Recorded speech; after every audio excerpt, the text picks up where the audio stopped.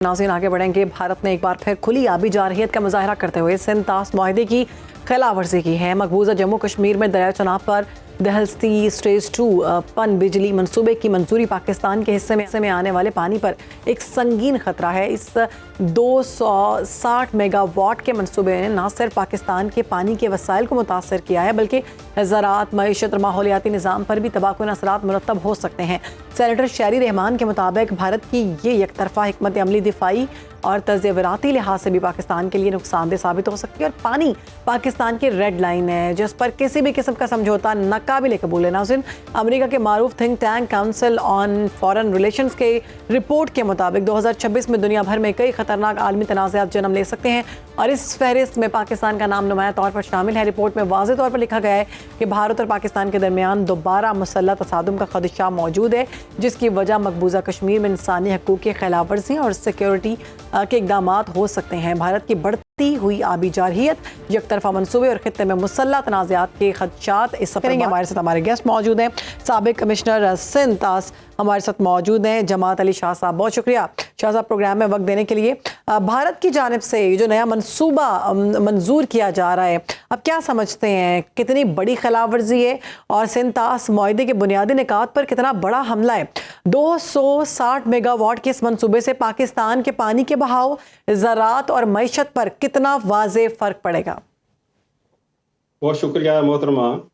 दरअसल जो दरिया सिंध, चनाब और झेलम पाकिस्तान के हिस्से में आए, जो सिंध तास मुआहदा हुआ जब 1960 में, तो उसमें सबसे जो वल्नरेबल दरिया है वो दरिया चनाब है जी, क्योंकि मंगला जो है वो डैम है दरिया झेलम पर, इसी तरह तरबेला सिंध पर है, लेकिन दरिया चनाब पर कोई जगह नहीं है जहां पर डैम बनाया जाए।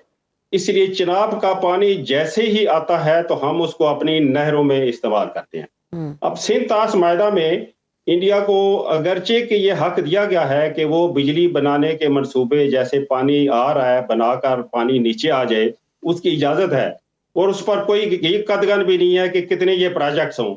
लेकिन इंडिया का ये जो अभी प्रोजेक्ट्स है कि इसमें टीटी में लिखा है कि इंडिया जो भी प्रोजेक्ट बनाना चाहेगा वो पाकिस्तान को उसकी पेशगी इतला देगा और उसका डिजाइन और डेटा प्रोवाइड करेगा और पाकिस्तान उस पर ऑब्जेक्शन जो है वो रेज करने का हक रखता है। लेकिन पिछले जो है ये मई से लेकर अभी तक टीटी को इंडिया ने हेल्ड एंड एबेंस किया हुआ है। इस पर जो है वो डेलीगेशन ने जो है हमारी जो है वो यूएसए में गए, यूरोपियन कम्युनिटी गए, जो कम्युनिटी में भी गए, लेकिन अब तक मैं समझता हूँ कि उसका कोई ऐसा असर जो है भारत पर नहीं हुआ।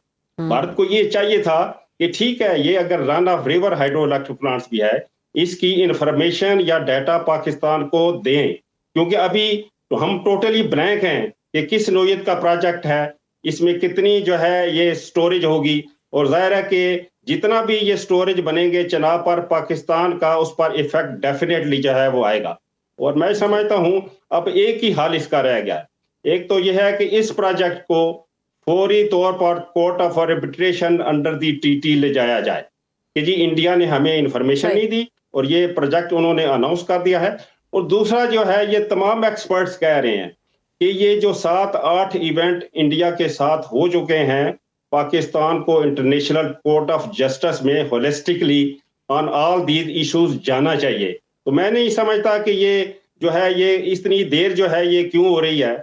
पाकिस्तान को जो है ये प्रोएक्टिविटी इन चीजों पर दिखानी चाहिए कि भारत की मुसलसल आबी जारहियत हमारी लाइफ लाइन है, इसमें रुकावट आ जाती है या इसमें कोई रद्दो बदल होता है तो हमारा जाहिर है कि ये जो पंजाब वाला एरिया है, चनाब से फीड होता है, इसमें तो हमारी क्रॉप्स को जो है डैमेज होने का खतरा है। जी ठीक है क्या साहब, आप क्या समझते हैं? हम देख रहे हैं मुसलसल भारत की जानिब से आबी जारहियत की जाती है, ये जो मसला है ये बाकायदा तौर पर दिफाई दबाव डालने के लिए किया जा रहा है या फिर स्ट्रेटेजिकली इसको जानबूझकर किया जा रहा है? पाकिस्तान अंदरूनी तौर पर अपनी वाटर सिक्योरिटी को मजबूत करने के लिए कौन से इकदाम कर सकता है जो कि अभी करने चाहिए?